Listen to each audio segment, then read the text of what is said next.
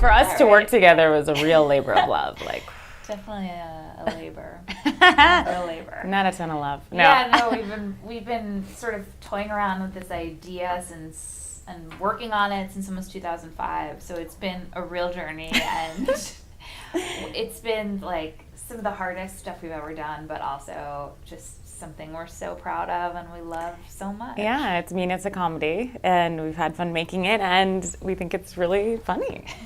Tell me a little bit about the writing process for the two of you working together and coming up with this concept and the characters and writing the script.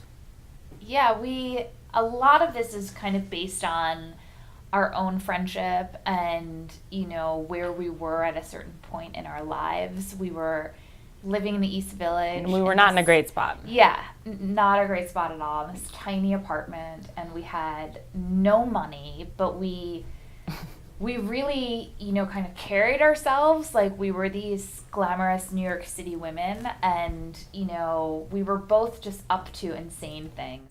Yes, we were not in a great spot. And the movie, Ass Backwards, the characters, Kate and Chloe, they're really heightened characters, but they're as misguided as we are. They think they're really doing it, but they're actually pretty sad. And it was loosely based on this road trip where we went down to this comedy festival in Charleston, South Carolina, where we were performing our live show. And we set out, and Casey was in charge of the music, and all of her CDs were scratched, like every single one of them that she brought.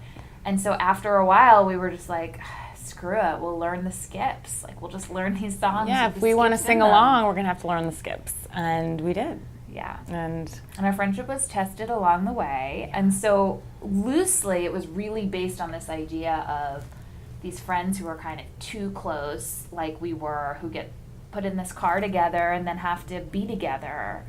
And, what happens.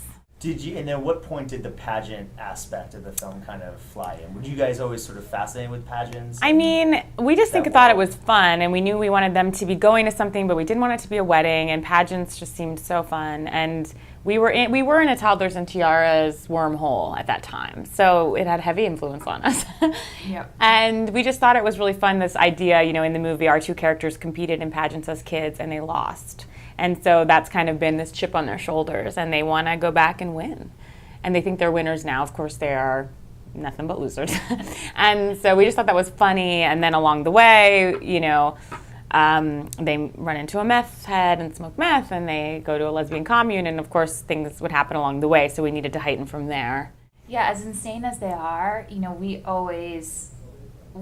love these characters so much, and I think because we are friends in real life, there's sort of a natural chemistry, and there's a natural, it's Can you be the judge, America, but... Yeah, but I think that there's just, that kind of comes across, that we really do love each other, and you can see that, and, so it wasn't hard to, I guess,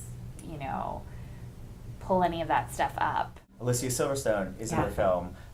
I mean, you guys must be fans of Clueless. That must have been a big thing to have her in there. It was in this amazing. Type of film. It was amazing getting Alicia Silverstone to be in the movie, and she was so generous and fun. And she plays our pageant nemesis, a girl who just puts us down our entire life. Perfect. Yeah. I mean, I would put us down if I were her. She was so great, and it was just such a great nod to Clueless, I think, to have her in this. And the movie is inspired by that idea of these similar Clueless tone girls. And so yeah, that was a big influence on us, as well as like Dumb and Dumber and Romy and Michelle and all those films with these characters that were kind of just like out there and delusional.